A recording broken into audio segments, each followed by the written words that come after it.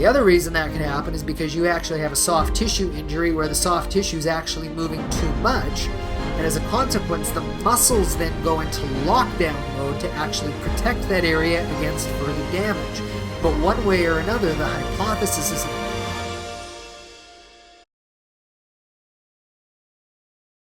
here we go. Hello, everyone. I'm Dr. Jeffrey Hanna. I'm a board-certified upper cervical chiropractor, and welcome to The Big Idea, the show where we're talking about the health of your neck.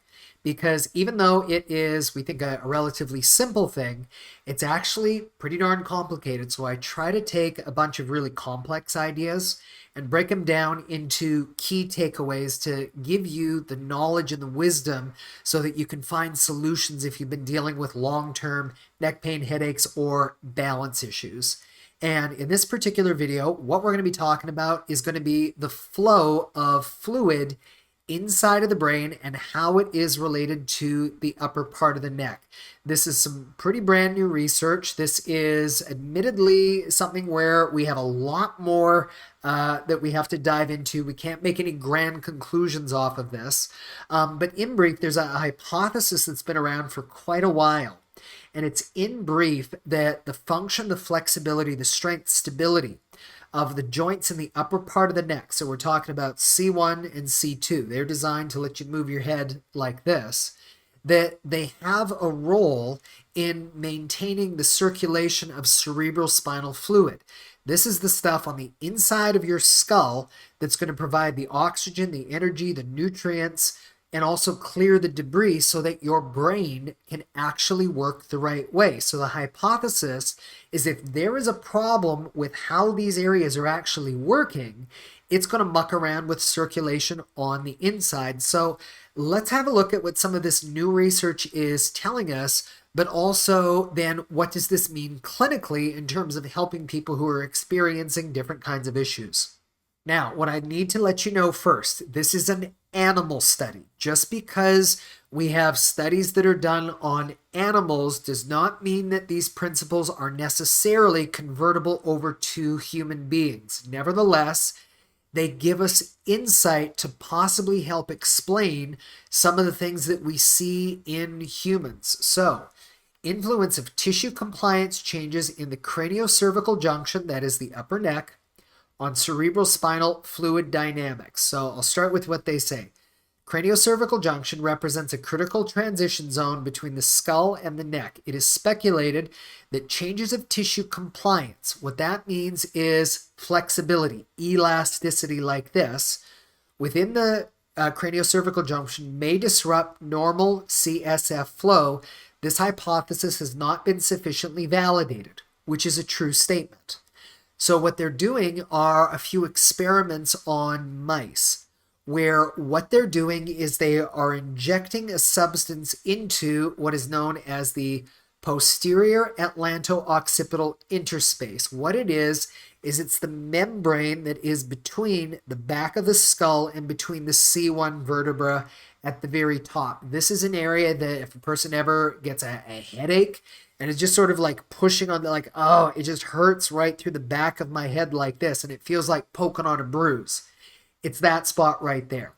And what they did in these particular mice was they injected them with the solution right here. So that's what they called the, what does that say? Injecting bleomycin. Obviously, this is outside my area expertise, pronouncing some of these different words here.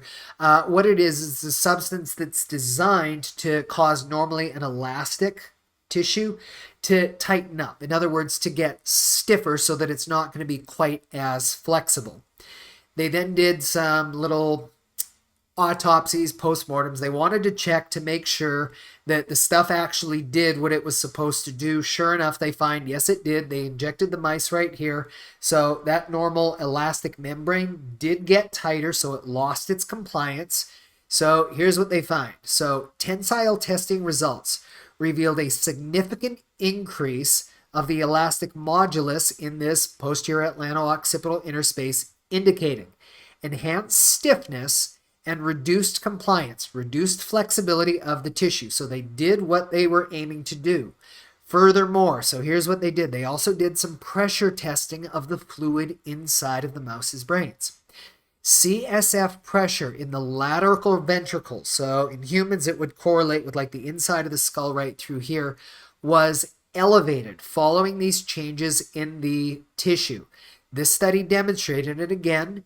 It's in mice, which may not be the same for people, but this study nevertheless demonstrated that reduced tissue compliance, loss of flexibility caused by hyperplasia, tightening, can disrupt normal cerebrospinal fluid dynamics. So what we're doing now is we're jumping from the study itself into trying to extrapolate some of the information so that it becomes practical for human beings, because this is a phenomenon that a lot of times people will experience, and they're going to have an MRI because they're dealing with pressure inside of the head, or dealing with migraines, or dealing with the sensation of brain fog, or the sensation my head is just so terribly heavy.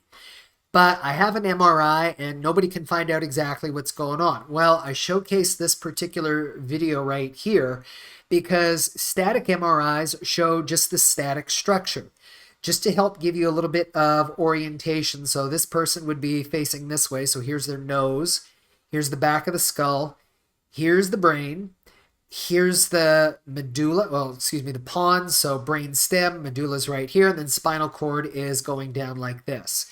And I will draw your attention to all the white stuff. The white stuff is the cerebrospinal fluid. So again, that's the stuff that's going to be circulating around the brain and the spinal cord. And up through here, this little area where the cerebrospinal fluid is contained, that's the lateral ventricle that they were talking about in the particular study. So on a static MRI, you just see these things sitting as they are. But the true nature of the brain and the spinal cord is that it actually oscillates. The spinal cord oscillates about 1 centimeter up and down like this with every beat of your heart and with every breath that you take. And the brain itself is going to oscillate a little bit more than about 1 millimeter or so. And as it does so, you will see that this CSF, so the stuff that's giving the oxygen, the nutrients, and clearing the debris away from the brain, is supposed to pump. So you can appreciate then, okay, in order for that system to pump, it's going to need a certain amount of elasticity of the structures. So what the hypothesis has been, and I'll explain why that is in a moment, is that if you do not have normal flexibility in this area, the tissue is too stiff. And that can happen for a couple of different reasons. Number one is because something is not moving enough. There's a restriction in the upper part of the neck that's locking it in place. It's inhibiting its normal movement. It's not going to have the normal flexibility. The other reason that can happen is because you actually have a soft tissue injury where the soft tissue is actually moving too much. And as a consequence, the muscles then go into lockdown mode to actually protect that area against further damage. But one way or another, the hypothesis is that the consequence of that is that you are going to lose the normal pumping mechanism of this fluid to start to go. And if it then starts to accumulate inside of the head, it can start to build up the pressure that people can experience on the inside. But if we're looking at only the static MRI, we don't see it. But if we consider the functional relationships about what the neck is doing to that fluid and what it's doing to the brain, then these things can start making a lot more sense, and also gives us an opportunity to know this is where we need to look to be able to help these people get relief from what they're experiencing as far as symptoms. Now, this is more for the analysts or the anatomists in the room as far as wanting to know the mechanism. Well, wait a minute. How is it possible that the neck can actually do this? It's because of what are known as myodural bridges. So this is a schematic. So this person's now facing the other way. So their nose would be here. You can see their ear. Here's the back of the head. And so cross section where spinal cord is here, the back of the vertebra, and then they zoom in like this. So spinal cord is this yellowish thing right here. And the cerebrospinal fluid would now be this light blue that we would see right here. So what connects, or what basically envelops the cord, is this connective tissue that has this abbreviation DM. That's going to stand for dura mater. And it's going to come down like this, but what you will notice in the schematic is that you've got the bones in the upper part of the neck, but what you also have are all of these tendons. these soft tissue structures that are anchoring into the dura that are connected directly to the bones and also to the surrounding muscles and also ligaments. What it suggests is that if, and this has been the hypothesis that we've had, and so, okay, we've got a little bit, again, animal study, but supporting that, yes, it can have an impact like this. If you have a soft tissue injury that's caused basically structural disruption in the normal function, flexibility, motion of the vertebrae in your upper neck or of those soft tissues, that is going to impart a mechanical tension that's going to go through these structures into the dura that in turn can start to affect compliance or flexibility motion of the cord.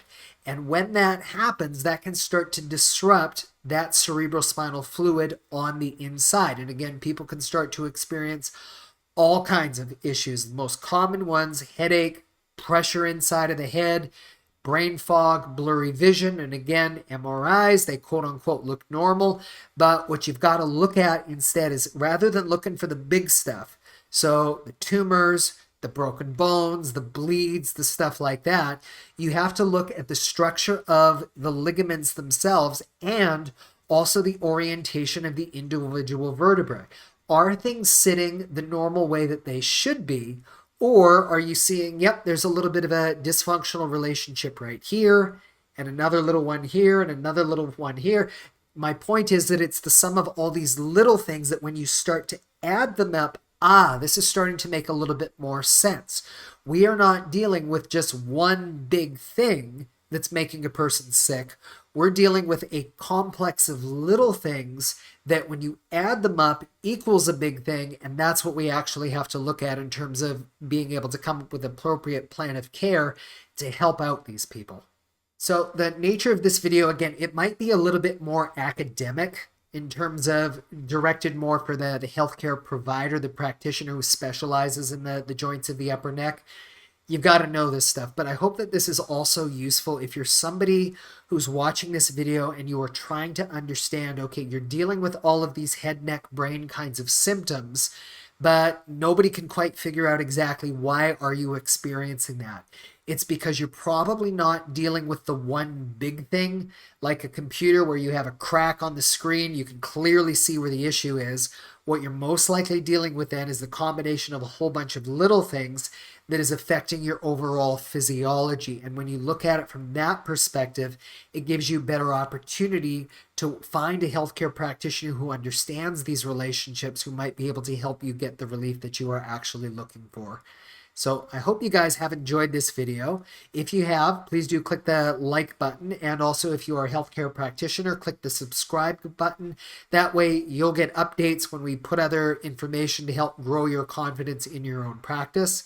And if you're looking for more information about the particular services we do, how we might be able to help you out, you can visit us at our website, which is clearchirospokane.com.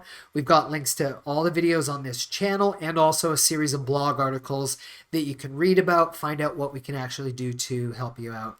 Thank you guys for watching. This is Dr. Jeffrey Hanna at Clear Chiropractic in Spokane, Washington.